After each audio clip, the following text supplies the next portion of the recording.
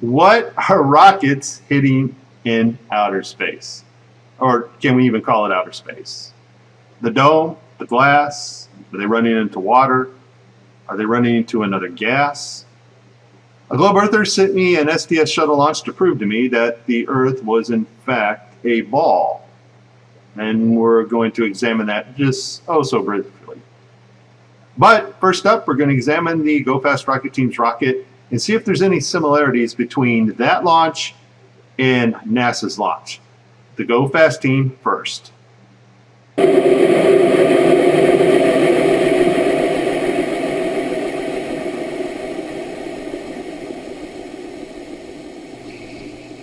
Okay, so the sound of the engine starts to diminish as if maybe A's run out of fuel or B is being suffocated by something, and so there can be no more combustion. The rocket is spinning really fast still at this point from takeoff. And coming up here, something else happens. And it's right about here, watch. So despite the rocket spinning as fast as it was, something brought this rocket to a complete halt. And now the rocket gets suspended in air and it starts to turn on its side. It's just like floating in something. Now, I don't think this is water because we probably see water on the lens, but I found this very interesting that the rocket just stops, all combustion stops, and now the rocket is on its side and just frozen there in space. Let's compare this to the STS shuttle launch. Final launch of Endeavour, expanding our knowledge, expanding our lives in space.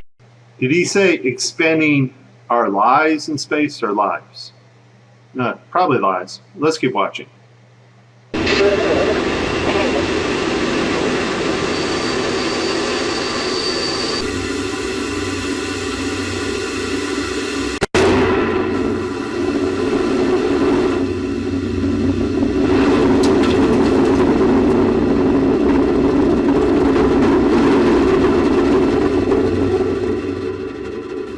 So watch what happens to the second rocket. Pay attention to the flame.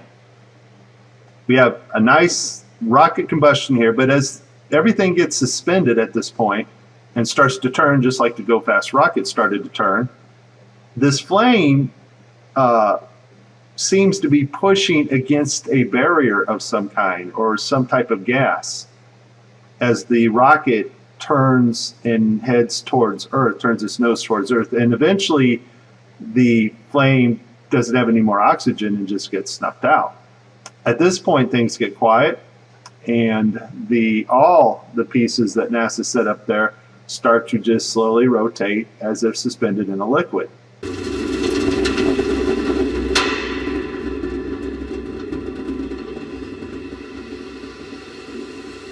So everything kind of seems like it's just suspended, bobbing around up there.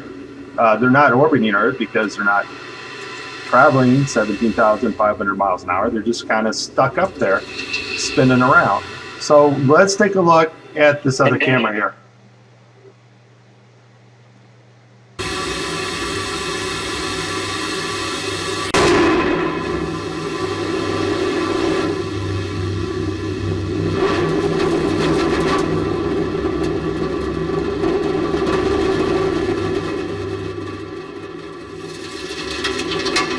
Now, the smoke of the rocket most likely would continue in the same direction. It wouldn't orientate with the back of the rocket. But the thrust coming from the combustion of the rocket should follow in line with the rocket, but it's not. It's being pushed by something back towards Earth. It's like there's this resistance to the combustion of this rocket. And one more thing, I probably shouldn't have to mention this, but this is what globe earthers think prove curvature of the Earth.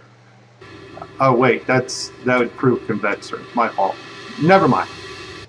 So just like the Go Fast rocket that went up was immediately stopped by something. Something stopped all its momentum, stopped it from spinning, and then it turned on its side and just kind of bobbed in space for a bit, suspended up there. So is this ST shuttle rocket. Everything stops, the combustion stops, something's resisting the combustion, resisting, and just snuffs it out as the rocket is now just suspended in air pointing towards Earth.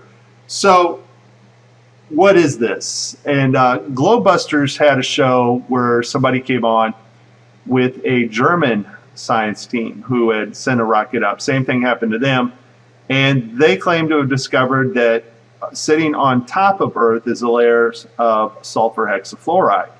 Now, sulfur hexafluoride is a gas, and it does not conduct electricity, and it's supposedly sitting on top of our noble gas layer. So let's see what the sulfur hexafluoride looks like. Let's get an idea of what properties we would expect from such a gas. Here we have a tank of sulfur hexafluoride, and somebody has constructed a boat made out of tinfoil. Now, as the boat is placed in the tank, you can see that it actually looks like it's floating on invisible water. Another property of sulfur hexafluoride is that as it gets colder, it starts to crystallize, which could explain these crystal-like formations on the cameras here. Here are the crystals formed on the Go Fast rocket camera as right before it gets suspended. And here NASA's own camera starts to crystallize right when it starts rotating. You can see the little formations, and looks like little ice etchings on the camera actually. And so the guy takes this tinfoil boat, fills it with the sulfur hexafluoride from the tank, and look what happens to the flames of these candles as he pours it over the top. Yep, snuffs the flame out, and this is the exact same thing that we see in rockets. The engines just get cut off, they get suspended temporarily, those ice crystals form, and they fall back down to Earth. Proving once and for all we cannot get in space, and now we have a possible solution or explanation as to what's stopping us. This is Mike. Please like and subscribe.